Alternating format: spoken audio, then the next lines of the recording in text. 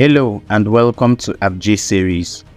Tithing and giving God 10% of your income has been a controversy in recent times, especially among Christians in Africa and Nigeria, the largest Christian nation in Africa. The practice of tithing has been a tradition that Christians in Africa have practiced and kept religiously for a long time. Millions of Christians across Africa and even the world have followed this practice for years and have not really put in much thought to doing it. However, in recent times, there has been an ongoing debate as to whether Christians should pay tithe or not. This discussion has even gone beyond mere speculations people have in their private lives, or perhaps discussion among close friends, and has made its way to the pulpit where preachers are now facing off and arguing whether it is right for Christians to pay their tithes or not. In these days, many have come out to outrightly discredit the concept of tithing, with a good number of them saying that the money that people tithe, hoping that they are giving it to God, is instead being channeled to the private lives of the pastors who receive them. These allegations are quite strong and daring. However, in this video, we will take a look at the historical, spiritual, and the canonical relevance of tithing that should help answer the question on whether Christians should pay tithe or not. The concept of tithing is as old as Christianity. In the Old Testament of the Christian Bible, which is the Torah of the Jews, there is a mandate by God as to the collection of tithes as a religious duty for the Israelites. There, tithing was described as giving 1/10 of one's farm produce or agricultural harvest to support the priesthood and religious institutions of those days. In the Bible, as per the Old Testament, there was the Levitical or sacred tithe, which was described in Numbers 18, 21 and 24, and was intended to support the Levites, who were the priestly tribe of Israel. According to God's instructions in these verses, the Levites were basically dedicated to serving God.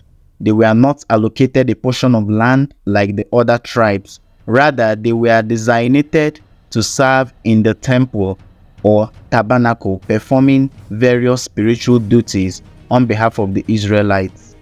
In that particular passage and context, we can see that the sacred tithe, which was given by the Israelites, were given to support the Levites, who dedicated their whole life to serving God and working in the temple and tabernacle.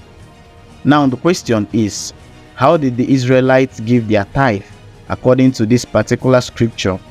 The Israelites gave their tithe by giving 1/10 portion of their agricultural harvest, such as grains, fruits, and livestock, to the Levites as compensation for their service to the community and their lack of inheritance in the promised land.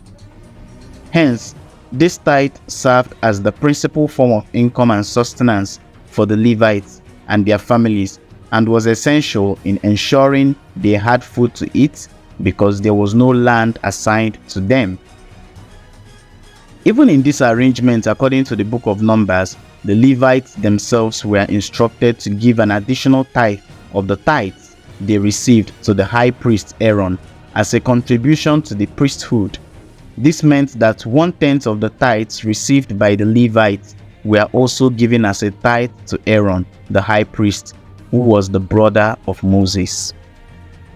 This is not the only place that tithing is mentioned in the Bible, as we seek to understand the concept of tithing and how it applies to the Christian in our times. In Deuteronomy 14, 22 to 27, there is another form of tithing mentioned in the Old Testament of the Scriptures, which is regarded as the tithe of feasts. This type of tithing was practiced by the Israelites during certain religious festivals or feasts. According to God's instructions in these verses, the Israelites were required to set aside a portion of their agricultural produce and livestock in addition to other types of offerings for these specific celebratory occasions. It's a bit similar to the first type of tithing, but in this particular one, other offerings were added to the tithes that were to be offered. Also, This type of tithing was done 3 times each year, which was during Passover, the Festival of Weeks, also known as Pentecost, and the Feast of Tabernacles. The children of Israel were instructed by God to bring what they had set aside to the central sanctuary, which would eventually become the temple in Jerusalem. The tithe of the feast was intended to be consumed and enjoyed in an act of communal feasting and celebration, both to reinforce the Israelites' sense of community and to serve as an expression of their gratitude toward God for His blessings and deliverance. Finally, the third tithe mentioned in the scriptures was known as the tithe for the poor, as outlined in Deuteronomy 14:28-29. This type of tithe required the Israelites to set aside a specific tithe every 3rd year for the benefit of the poor, orphans, widows, and others in the community who could not provide for themselves. From what we can see in these Old Testament scriptures, tithing was not in a monetary form as it is today. It was basically the children of Israel giving their farm produce for the sustenance of the Levites and the high priest Aaron. With regards to the early practice of Christianity, tithing was a practice that the early church took seriously, especially citing the doctrine from the Jewish customs. Many churches practiced tithing as it was taught by the Council of Tours in 567 AD and in the Third Council of Macon in AD 585. However, in those days, tithing was compulsory and a penalty of excommunication was given to those who did not tithe. In those days, tithes can be given to the church at once, as is the custom in many Christian countries, with a church tax, or distributed throughout the year during the part of Western Christian liturgies known as offertory. People often place a portion of their tithe, sometimes along with additional offerings, in the collection plates. So from historical evidence, we can see that the concept of tithing was practiced by both the Jews and by the early Christians.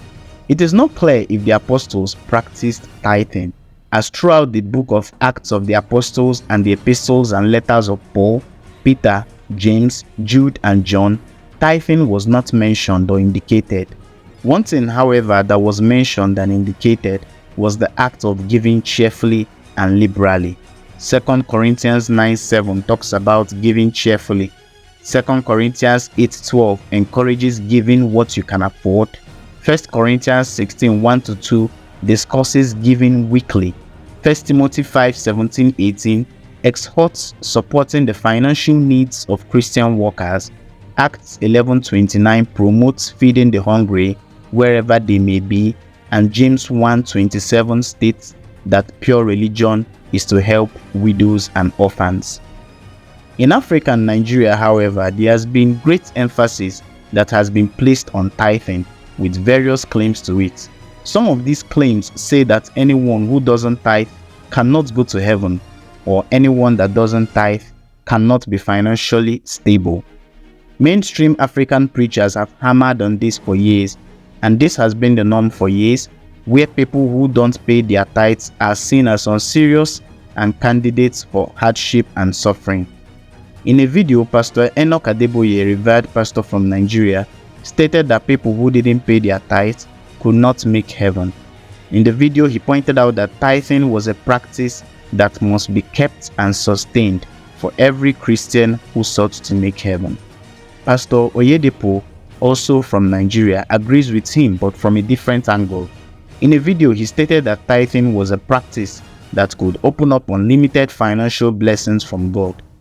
In another video, however, he claimed Job, the man mentioned in the Bible, could not secure his financial blessings because he did not tithe.